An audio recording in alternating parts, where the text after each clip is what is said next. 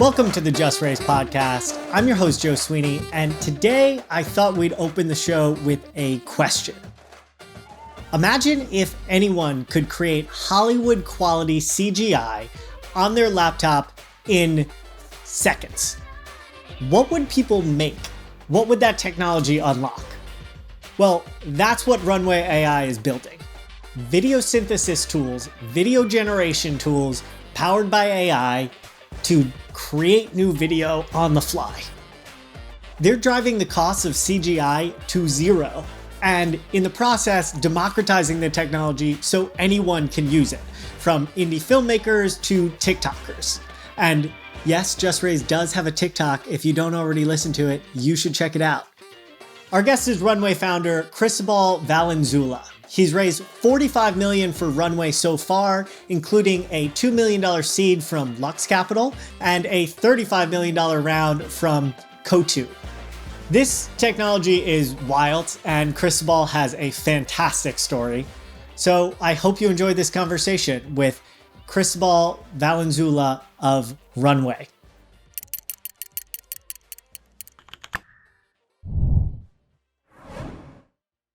All right, so Cristóbal, to dive right in, can you walk us through what Runway is today and what you're building? So Runway is a web-based video editing software. And the difference with any other video editing software that you might use today is that it has two main components. The first one is that's entirely web-based and cloud-based. So everything that you do happens in a browser and in the cloud, which means that you can collaborate in real time with as many people as you want. You can open a project in the same way you open a Google Doc.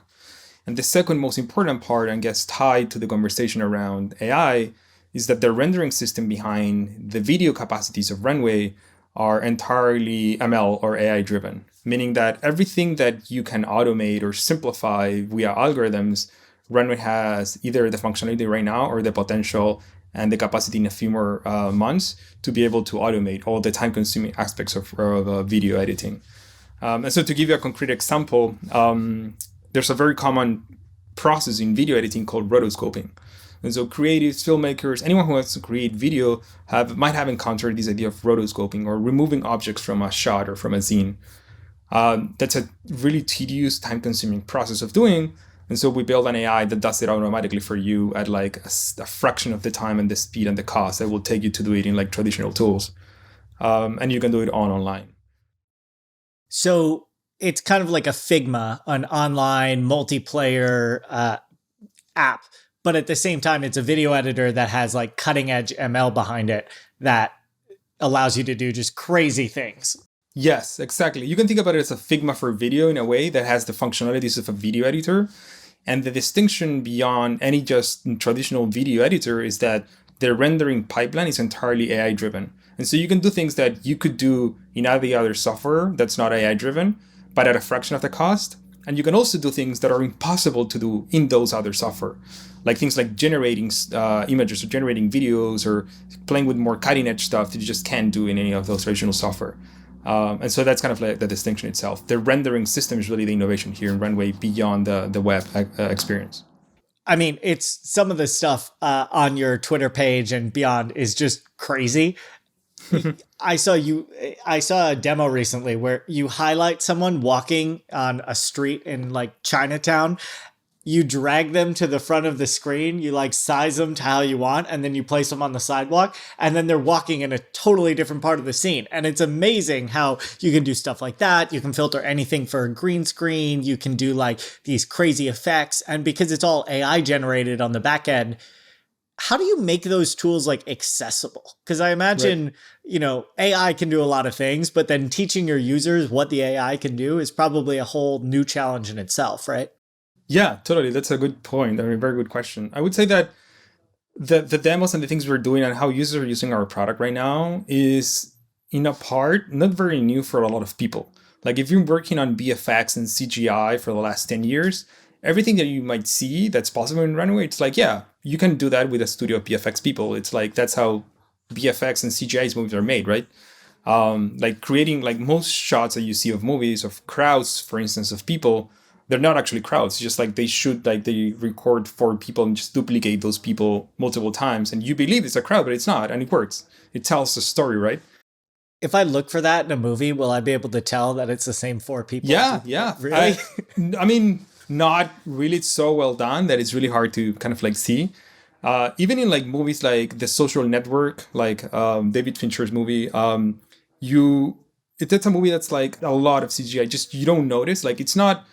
There's like the Avengers types of films where you see like a lot of fire and explosions and like people from other planets, right? And it's clear that everything's CGI, right? But there's some movies that are just like conversations with people, where everything, the background, the shots, the light, everything's CGI, just you can't tell. And that's great. Yeah. That's the magic of cinema. Like you can't really tell. I love David Fincher, and I love the way he uses CGI. So he'll do things like use a driver, like a mirror in a car and CGI the background and things Right. like that. Exactly. Which is like things that nobody else does, but he uses it to get that like dark, gritty look that characterizes all his films. Yes. And so in a way, everyone is like that ecosystem of like creators are very well known and versed in these kind of tools and systems and functionalities, like duplicating crowds and removing objects from shots and rotoscoping and color grading. There are things that like they speak and have been doing for years. And so it's nothing really new. Now, the thing that's new that we're building is 2 things: making them accessible for a larger scope of people. And so you want to create videos and movies and things like and techniques that only were reserved to a handful of people who were able to pay VFX budgets. Now everyone will be able to do that. And I mean everyone is like literally everyone. And the second thing is the way they work. We've simplified them, which is, I guess, to answer your question, is like we've simplified them and made the interaction so easy and like accessible to get started with that there's no professional video training that you need to make it happen. And that's where like we really believe like the idea of like AI as a human collaborator in the editing and creative process is fundamental. Like you wanna, I don't know, you're recording something for your small business. You're recording something with your phone, but then you realize you want to like remove something of the video you've recorded. Great, just like click it, select it, and remove it. It will be done. That kind of things are already possible in like really professional VFX workflows, and we're allowing anyone to do it without having to be a VFX professional in a way. So who are your customers? It sounds like on the one hand, you have like a pro level where people could actually potentially use this for movies. But on the other hand, I mean, the pricing starts at free and then it's $15 and then you have a creator mode at $35. Are people using this for like TikToks? Yeah. That's what's great about Runway is that we've understand that video is a language that everyone is using today. Like it was before that images was the language that people wanted to use. And so the rise of Instagram, the rise of like Canva, for instance, were like explaining away with that. But now Twitch, TikTok, YouTube, everyone is creating videos. Like everyone, like things like tools like Loom have enabled people who never thought of like creating videos to be recording and creating videos all the time, which is great. And so we see that in Runway. We see like movies have been made with Runway. Like Runway has been using like professional movies that have won like, it was someone just telling me about Brooklyn Festival. They won with a movie that was made partially with Runway. It was like fantastic. Like that's awesome. Amazing. And we also have like TikTokers and Instagrammers who are using it to create like 5-second shots of things and like really engage with things that were really hard to do before. And the cool thing is that you can serve both people in a way. Like the tools that we have, what I was telling before, like the techniques themselves, the outcomes are not new for some capacity or some folks who have been using it, who've been doing these kind of things for a long time. What's new about Runway is that they literally spend and cut the time from like weeks of work to like seconds of work. And so people freak out with that because like you've been paying someone or doing something for like tens of thousands of dollars, and now you can literally click it and do it for free in like a second. It's like, that's mind blowing. For those VFX professionals. And then you have casual creators and businesses and small shops who are just like, great, now I can do it myself as well. I don't have to hire anyone. I don't have to like have a large advertising budget to do it. And they can do it as well. So in a way, we have casual creators, we have like small businesses, and we also have like professional studios who have used the tool in different ways, but it kind of like serves them all. So what makes you fundamentally different than other products on the market is that you're deploying this AI. Like it's fundamentally a technological innovation that you're deploying in a way that's like super easy for anyone to use and potentially driving down the costs of like CGI down to zero so that anyone could do it. Exactly. Like the long-term vision of Runway in a way is like we want to make sure that when you have an idea of something you want to make, you can execute that idea in the shortest amount of time possible, right? And the shortest amount of time possible means you need to simplify everything that's in between post-production, pre-production, and editing as well, and also distribution itself. And so in that means like reducing the cost for professionals, but also opening the doors for some of those techniques to be used for people who are not professionals in video making. And that's really exciting because you democratize the access to video. I like to think of like what Canva, for instance, did in like image making. Like before Canva, you just had Photoshop, and you're just like, if you want to create an image for a flyer, a poster, whatever you want to create, here, open Photoshop. Here's like 10,000 tools, and just think about how you can make it. And it's going to be really hard, and you're going to like suffer a lot, unless you're a designer and know how to use Photoshop. And then here comes Canva, and it's like, here's a very simple tool for image editing. Just like click here and have a bunch of templates. And now everyone is a designer, for instance, in a way. I think something very similar is happening with video, and Runway is kind of like building the tools that will allow more people to tell stories with video mostly. Yeah, I mean, these creator tools are super powerful. I have a story like this with audio. I would not have ever started a podcast if I had to use like a traditional audio editor. Right. But I found this tool, Descript, that had recently come out, and they use AI to transcribe everything, turn it into a text doc, and then you just like highlight the text you don't like and cut it. It like automatically finds filler words like ums, which there won't be any ums in our conversation because Descript will cut them all out. And then you can go kind of like infinitely deeper, and they're always rolling out new products. And I imagine that creates like both a huge customer lock-in for you, that like infinite depth as people get deeper into it, but also you open the door. Yeah. Exactly. And it's happening in all media. So like, as you were saying, like podcasting audio itself is a thing that where these new algorithm kind of like tools are helping just people do things that weren't possible before. And at the same time, opening the doors for more people to jump into it and do podcasts, which is great. Same thing with images. And we're doing basically the same with video right now. Do you think applying AI to creative endeavors will fundamentally change them? Like change what is made? From my perspective and how I like to think about stuff is that like creativity is something inherently human, right? Like we are the ones who are coming up with ideas, and we're coming up with new perspectives and new ways of thinking about things. Computers are aiding us in understanding that and can help from multiple perspectives.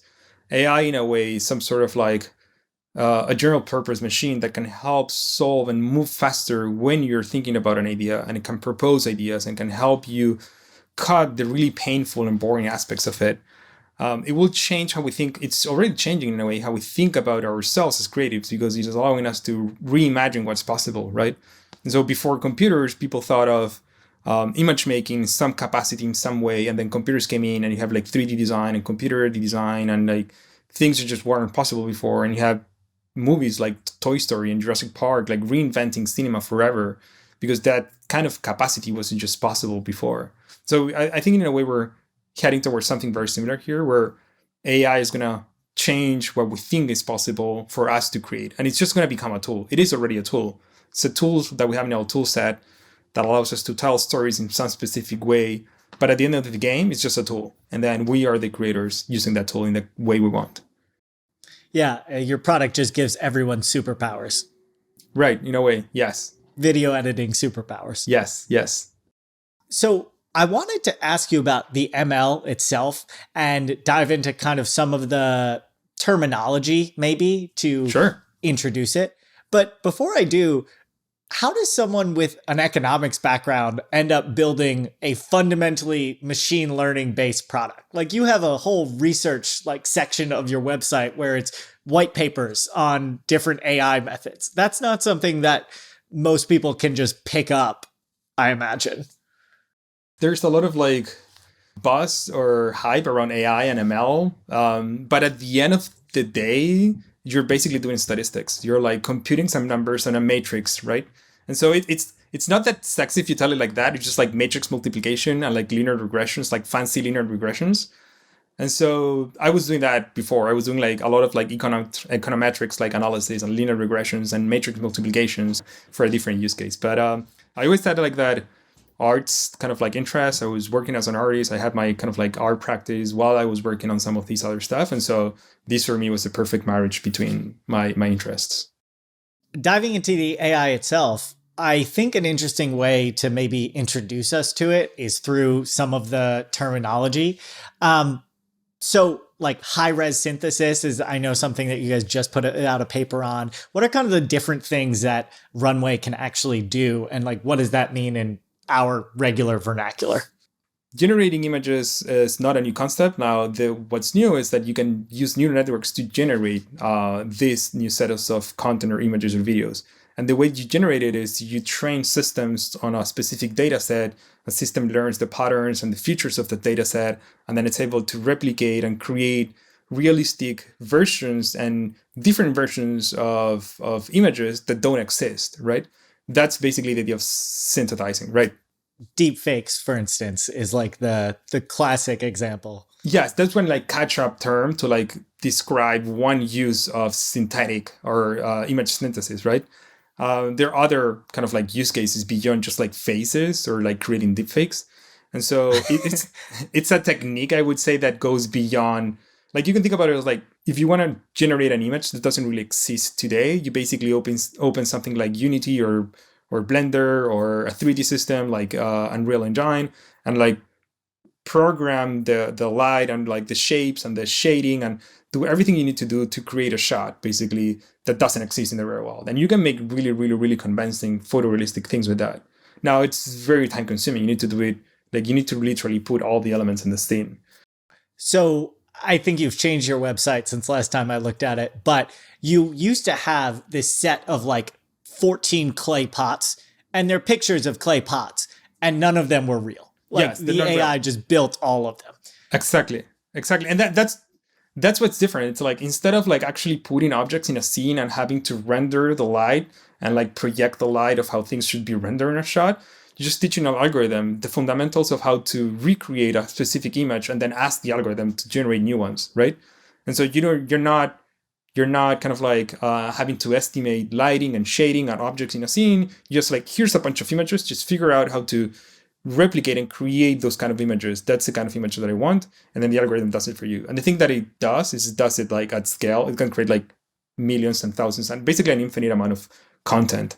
And so that's what's really interesting, because you cut the cost of like generating that to like hours to just seconds if you train the right algorithm on the right task. Beyond synthesis, like are there any other like key things that Runway does? Yeah, so we're working on, I guess, on our research and product side from two sides. One on synthesis, like creating and generating images and videos. And it's also audio. There's a whole area of research around this idea of like, you can generate audio given specific prompts and descriptions, which is really wild and really, really interesting.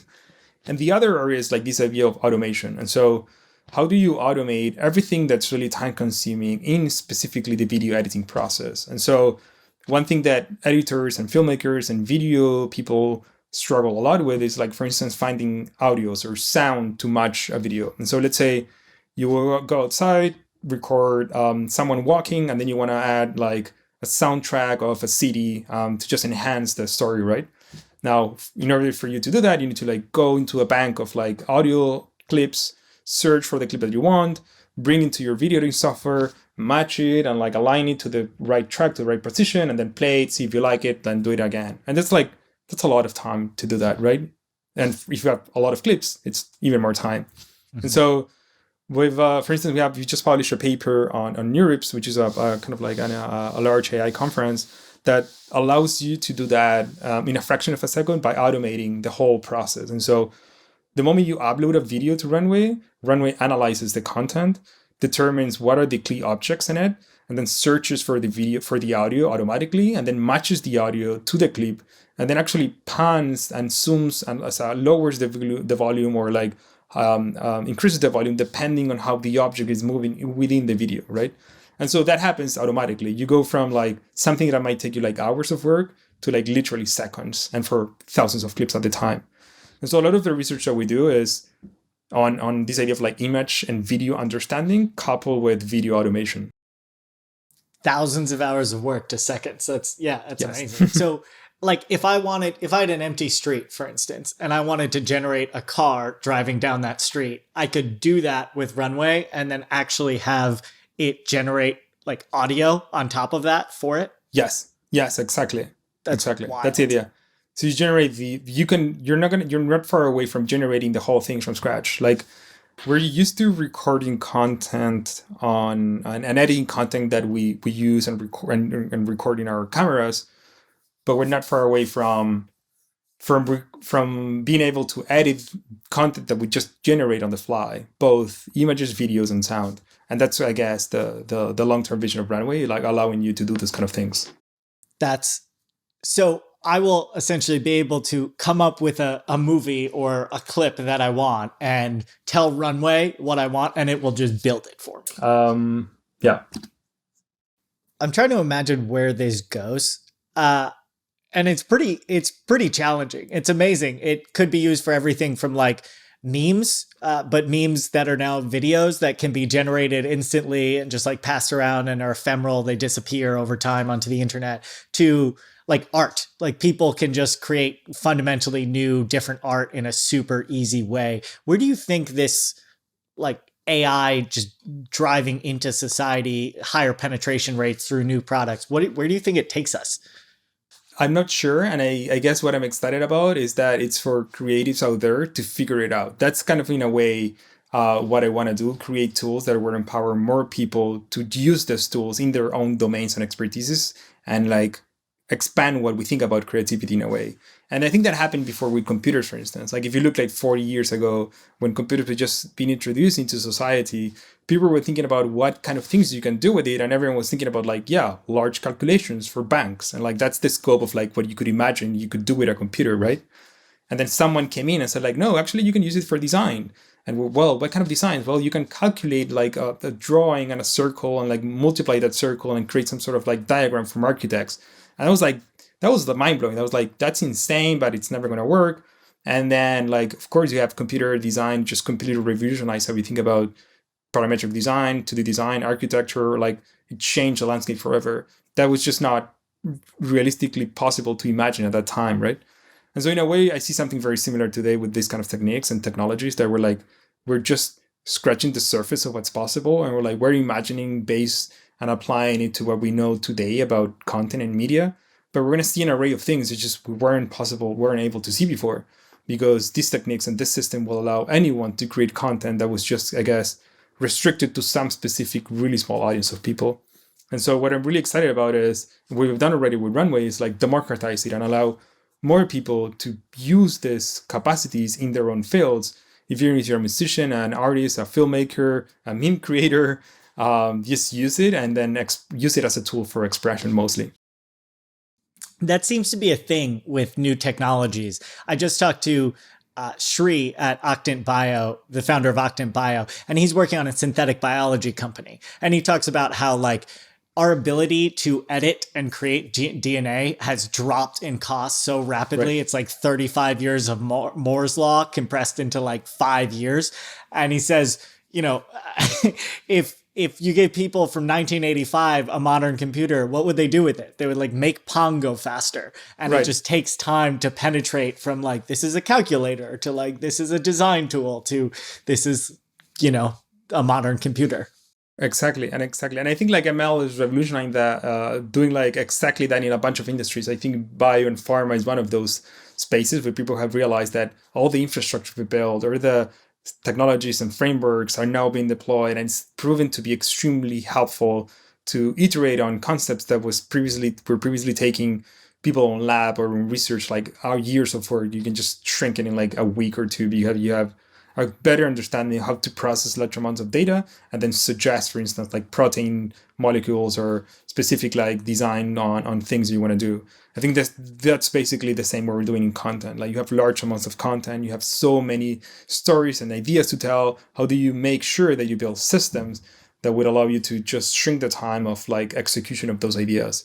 And so that's I guess the really exciting part of ML. On a business model type question, more markets, Adobe has been just the king of this space for at least a decade. And now you have all these new companies that are web-based, they're multiplayer. You, like we were talking about, Figma, Canva, a dozen other ones. I use Descript for audio editing. What's it like being in this market right now with all of these kind of new wave tools coming out, and at the same time having Adobe still be a major player? Yeah, my take is there are two ways of iterating or improving on a product and how things are done in an industry. One is via marginal improvements, and so you can think about tools like Photoshop or Premiere or After Effects. That kind of software has been in the industry for years, right? And so the way that it's improved, it's just marginally by doing like things one at a time. And for 20 years, it's a very robust product, right? And there are a lot of companies who are trying to do like that, like basically just marginal improvements to some specific process within that scope. And then there's another approach, which is like you just leapfrog. You just start from a different mindset and build the product from a different perspective. You're not tied to those 20 years of what's already in the product, what already developers have developed, and you just think about it from a different perspective. And so I think that happened in the design world in a way where everyone was thinking about vector graphics and UI design and UX design, and we're all doing marginal improvements. And then Figma just like thought about it from a different perspective and like changed the landscape of like UX design forever. What we embed in Runway as a company, as a product, and how we think about the way we evolve what we're building is in a very similar way. We're like leapfrogging what's currently out there to kind of like allow just to move faster and execute on a much kind of like better product at the end. And it allows people access to tools that they just can't get anywhere else. And by the time other players catch up, you'll have leapfrogged again. Exactly. Yeah. And I think that the challenging part is always for companies to be always think with that mindset of like, how do we leapfrog and how we don't necessarily stay stuck in that marginal like improvement that I guess at some point becomes like necessary once you have a legacy product that's been worked and used by millions of people over the world.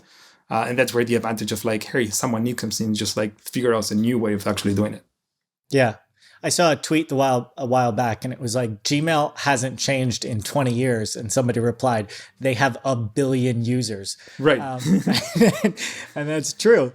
How do you think about distribution? So like, the way I found you is just looking at some of these wild videos that are all over the web, and the things that get built are their own ad. The products your customers make are an ad for your company, which is really cool. But in general, what's the distribution strategy? For us, it has been pretty much a very organic growth from the very beginning. Like, as you said, like the product just resonates so well with so many people, and that in a way, our distribution to get to more users have been users themselves, like people just sharing the product.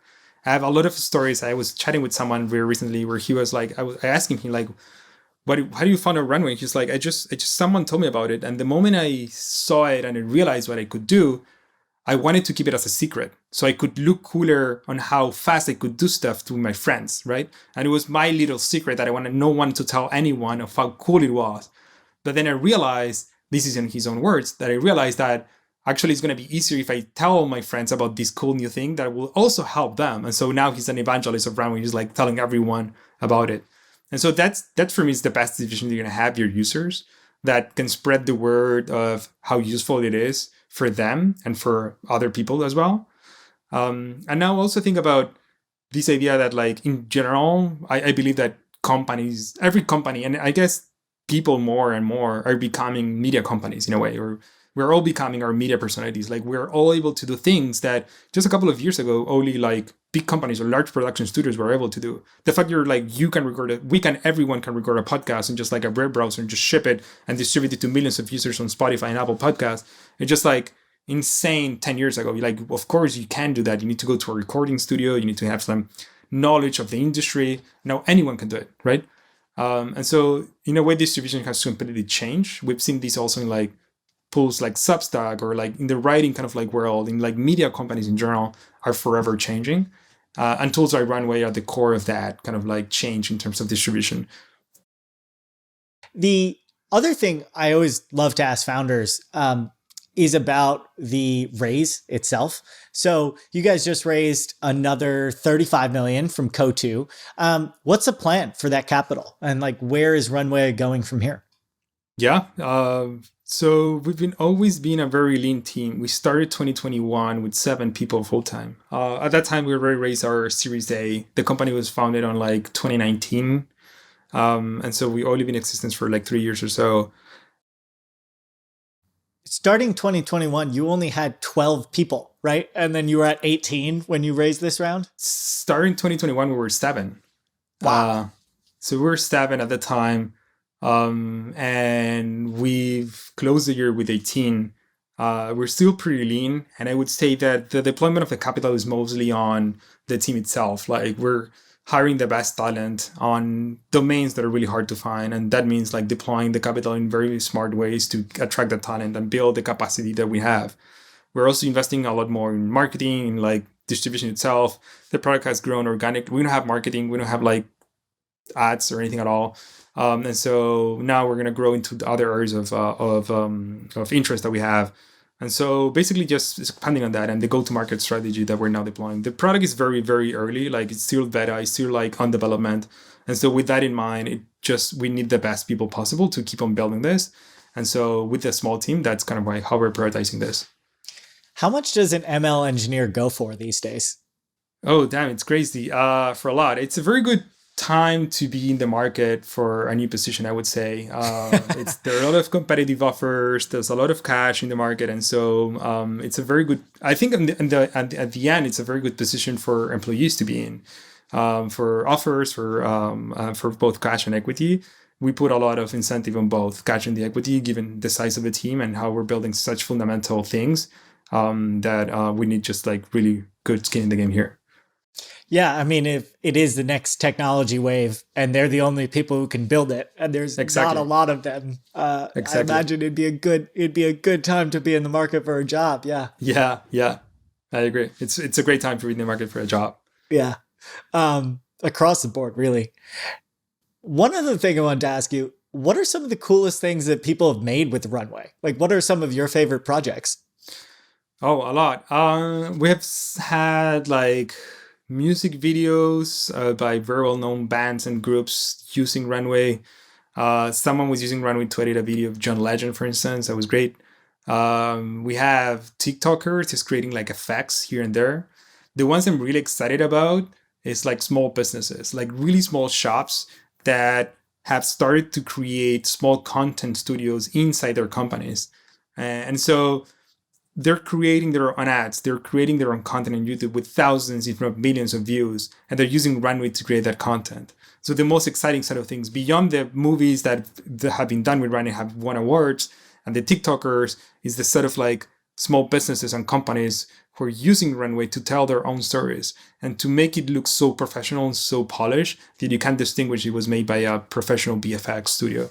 Those are the ones, and that's an array of like companies and videos that have been made with that. And those are the ones for me that are really, really interesting.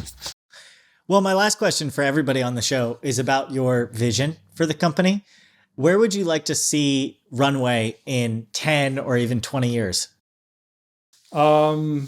Moving creativity forward.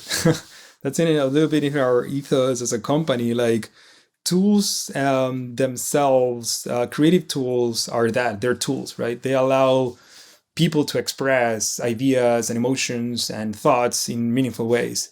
And so we're building a set of tools that would allow people and more people, as we continue to grow, to tell stories in more meaningful and easier ways. And if that takes the form of like 3D or immersive experience of audio, that's we're all in. It's less about the technology itself and more about the people who are serving here. And so really Runway was built with that idea of like really thinking about the kind of tools that creatives will want to benefit from and they want to use when they think about art making, when they think about creative making. And so in 10 years, 15 years, 20 years, I hope we're still at that frontier of like really pushing forward creativity to allow people to express themselves in ways that they perhaps couldn't before and can today. Yeah, it's a super cool tool. I am going to go download the free version right now and will probably be upgraded by the end of the week. Cristóbal, thank you so much for coming on the show. Thank you so much. It's been a pleasure. I had a great conversation. Thank you for having me here.